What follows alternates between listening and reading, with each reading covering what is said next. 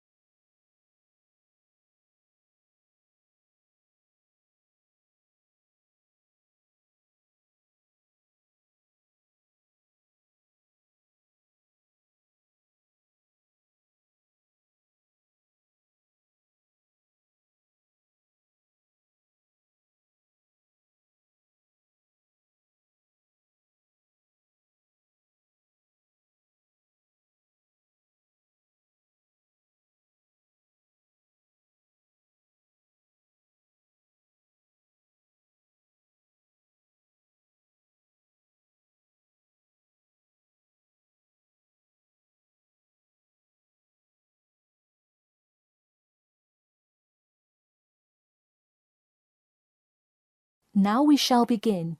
You should answer the questions as you listen, because you will not hear the recording a second time. Listen carefully and answer questions 1 to 5. Hello, is this John Murphy? Hi, yes it is. Hi John, this is Ed Heisenberg from the Wild Dune Spa and Resort, calling about your application for our lifeguard position. Do you have a few minutes to talk? Yes, absolutely. Great, could you give me your address? Sure. My address is 45 Elsinore Court. I'm sorry, was that Eleanor? Could you spell that for me? Sure, it's Elsinore. Elsinore. Okay, thanks. And is this the number we should reach you at in the future? 099885767? No, that's my home phone.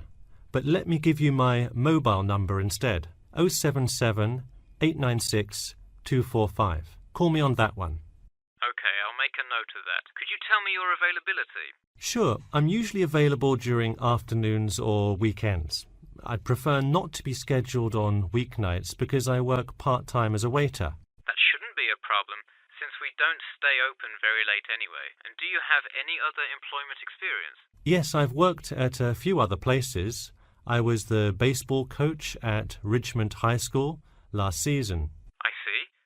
And do you have any other experience that you would like us to note on your application? Yes, last year I worked at the beach as a rescue diver. Rescue diver? That sounds intense. Well, it's really just like being a lifeguard, except in the ocean instead of pool. So kind of like being a lifeguard at the world's largest pool. I see. Before you hear the rest of the conversation, you have some time to look at questions 6 to 10.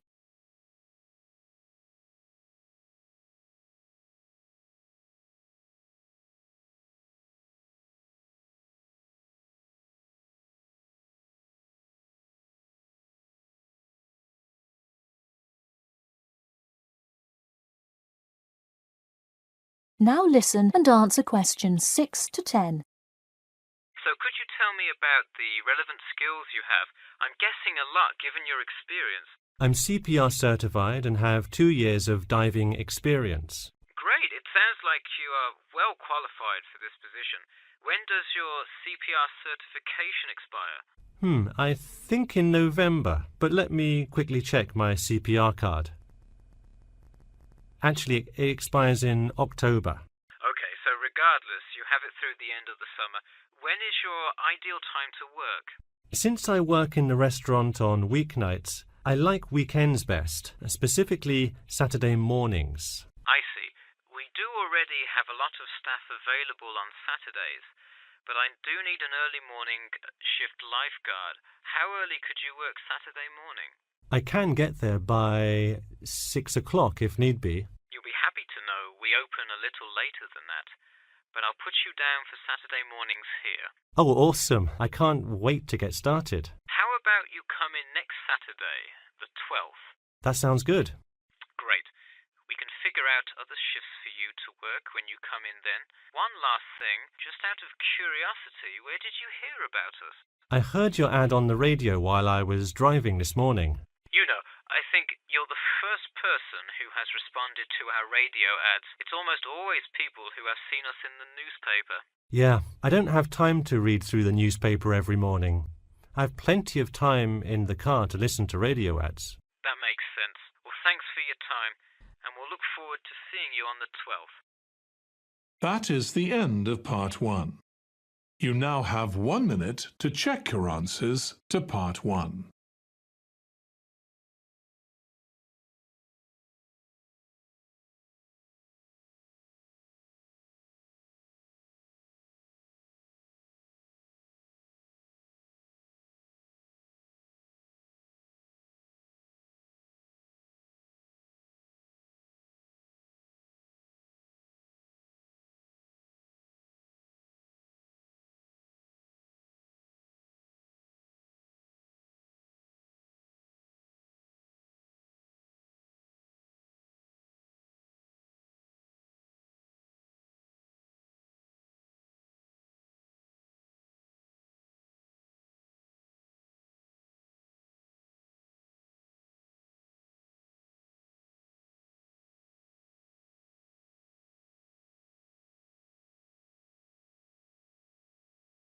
Part 2.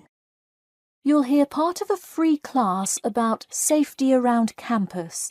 First, you have some time to look at questions 11 to 14.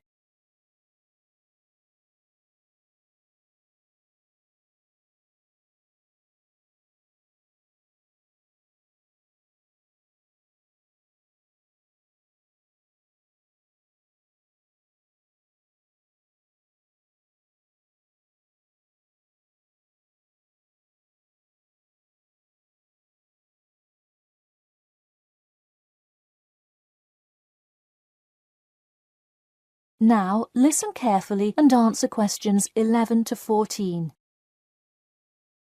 Good evening. I'm Geoffrey Miller from the University of Nottingham Student Union, and in this week's free class, Carlos Garcia is going to tell us about safety around campus. Over to you, Carlos. Thank you, Geoffrey, and thank you all for your attendance today. Also, I'd like to thank the Student Union here at the university for organising this lecture. Well, I've been serving and protecting the city of Nottingham for over 20 years now as a member of the police department. Does anyone know what type of crime is the most prevalent on campus? I heard someone say drugs and alcohol. That actually isn't too much of an issue. Violence? Nope. Actually, the biggest thing we worry about here is theft. The nature of crime on Nottingham's campus is quite different from that of the surrounding areas. Crime rates across the East Midlands are very difficult to control.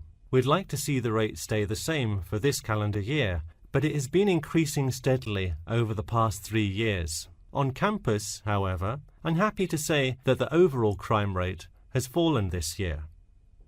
You wouldn't think so if you've seen the extremely exaggerated stories in the media. The media has done nothing but cause more concern about crime in our area.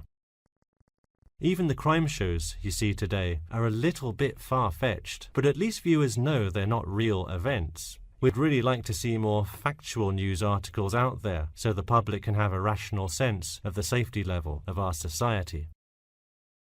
Before you hear the rest of the talk, you have some time to look at questions 15 to 20.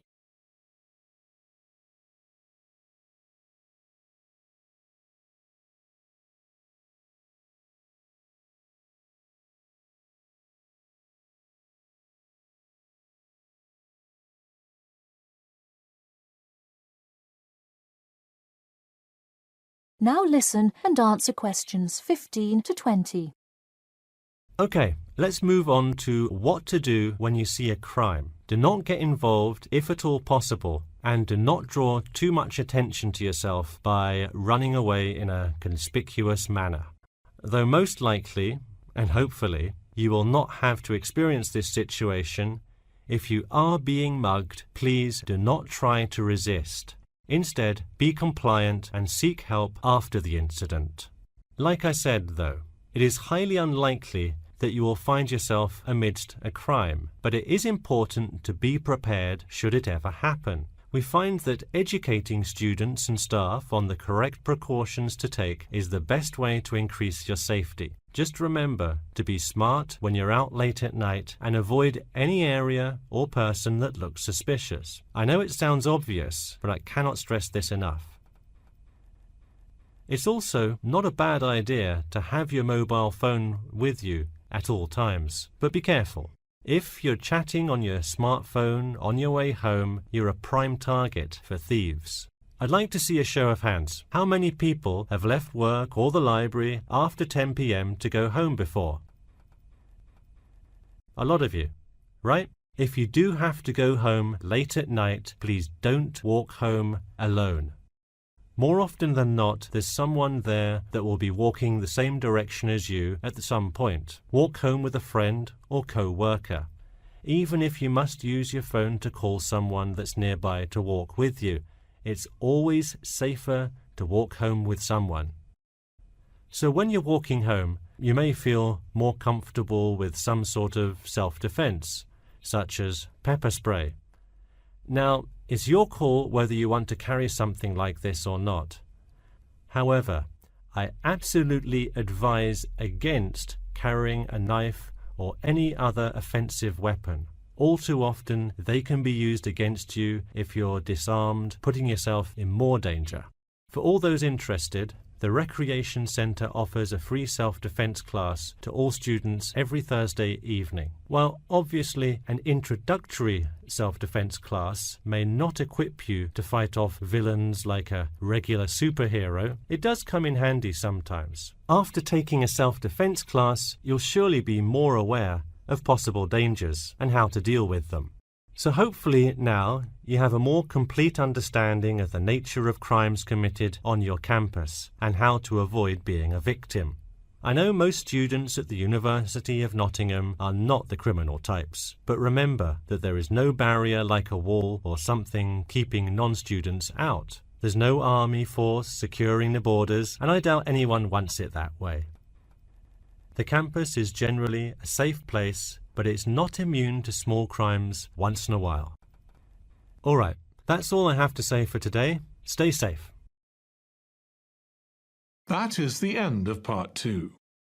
You now have 30 seconds to check your answers to part 2.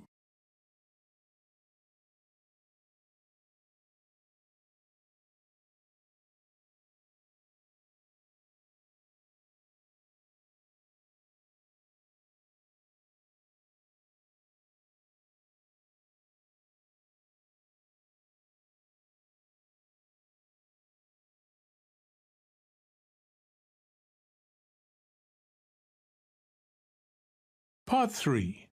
You will hear a student called Bobby talking to his tutor about the research project. First, you have some time to look at questions 21 to 23.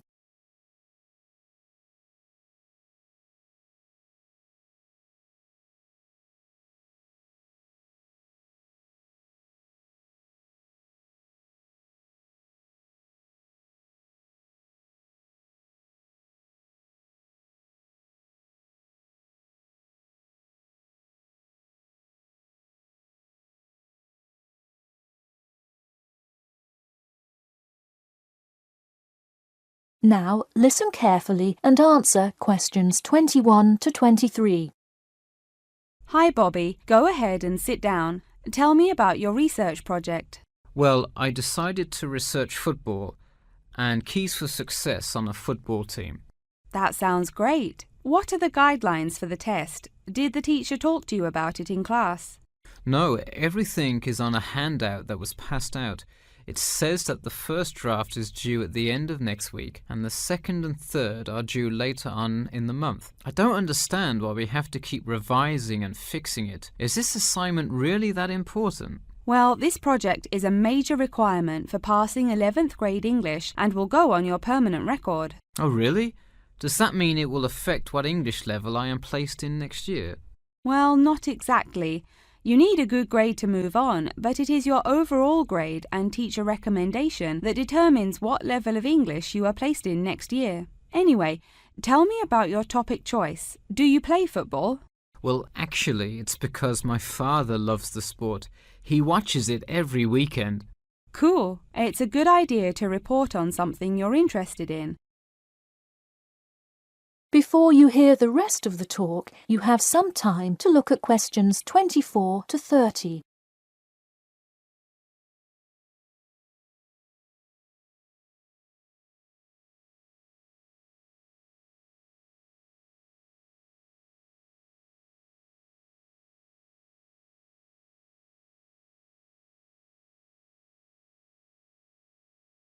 Now, listen carefully and answer questions 24 to 30. I see you worked hard calling players and the head coach to talk, so let's see what information you got. Well, you have to listen carefully to the first call on the recording. It's really hard to hear because the background noise is louder than the person's voice. Yes, it is a bit tough to discern. I'm afraid the player's answer is too short as well. You will have to interview him again and try to get him to give a better answer. Okay, I thought that might happen. I will call him again tomorrow. Moving on, let's look back at this question.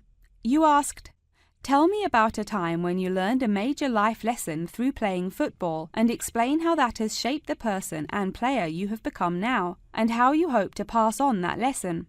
It is a great idea for a question, but in an oral interview it is far too complex. I would advise you to break it up into multiple parts to get a better response.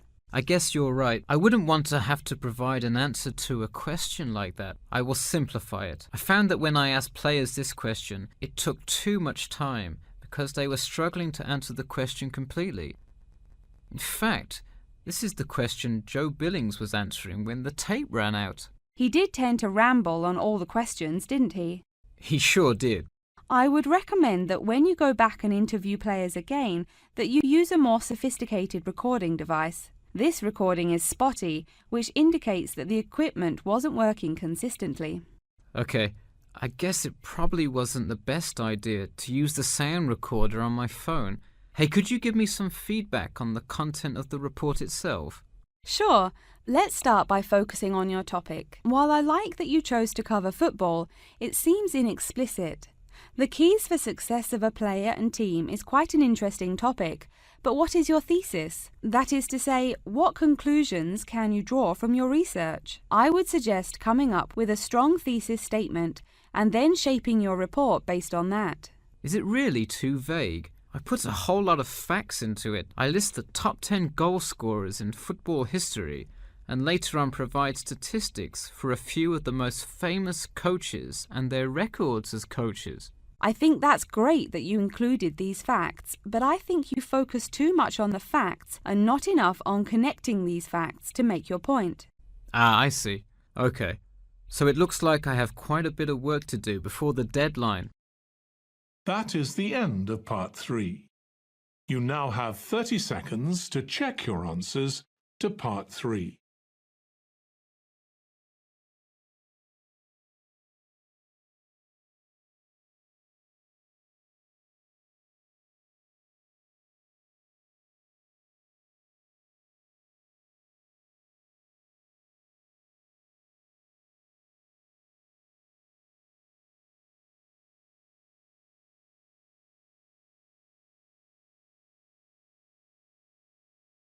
Part 4. You will hear part of a lecture about how to give a quality speech. First, you have some time to look at questions 31 to 40.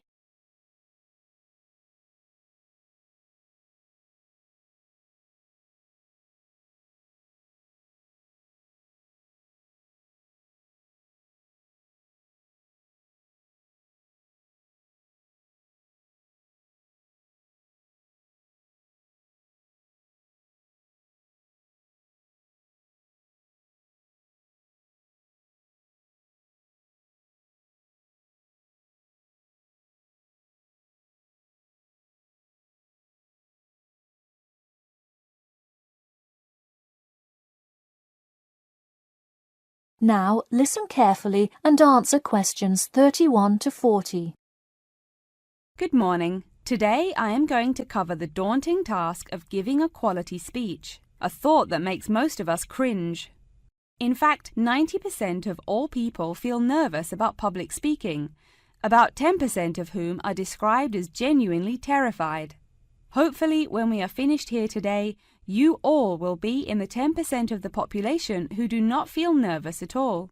Did you know that lecturers tend to get more nervous if the speech they are giving is an important one? It makes sense, right? You probably wouldn't be nearly as nervous to address your residence hall about the proper use of the recycle and compost bins as you might be if you were asked to give the graduation speech to your entire 5,000 student class. So what is it that makes some people completely comfortable in front of crowds? Some people think that the ability to give a good speech is a gift that others are simply born with. This is almost never the case.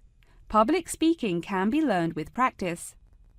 The first most important thing you can do to improve your confidence in delivering a speech is to prepare a quality speech.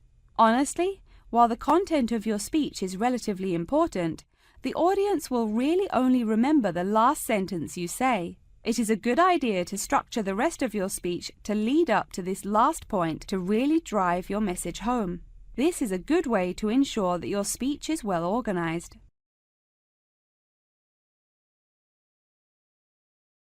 Once you are confident in the quality of the speech you have written, the rest is just about your stage presence. Let's go through some do's and don'ts of public speaking. First, you want to command the attention of the room.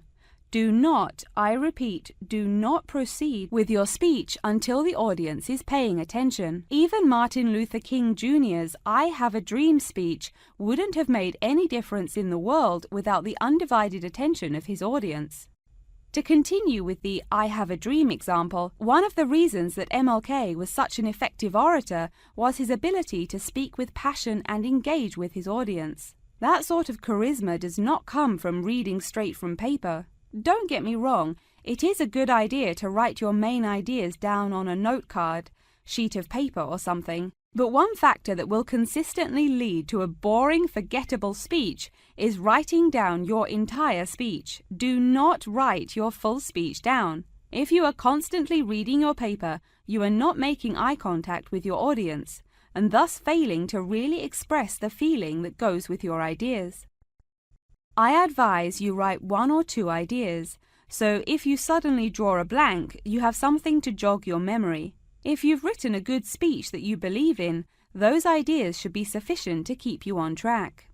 Once you have those ideas written down, give your speech a few practice runs in front of the mirror, into your sound recorder on your phone, or with a friend before it comes time to address a crowd. That way, you can hear how the ideas come across, make sure there are no abrupt transitions, and find out whether you are talking too fast or too slow. Timing is important. Make sure you time yourself beforehand to see how long your speech is. That is pretty much it. With practice, you'll be able to deliver an expert speech that engages and even maybe inspires your audience. Just remember, speak with emotion. No one wants to listen to someone reading from a script. As I come to a close in my speech, I'll point out that I have employed all of these tips that I have covered. I practiced my speech ahead of time and timed it, and I can even show you my one small index card with just 3 simple bullets on it. It's as easy as that. That is the end of part 4. You would now have 10 minutes to transfer your answers to the answer sheet. So guys, don't forget like, subscribe and share my YouTube channel and my Facebook page. IELTS updates and recent exams. For more updates related to recent IELTS exam writing test topics, listening, reading, practice test and speaking, you got guesswork.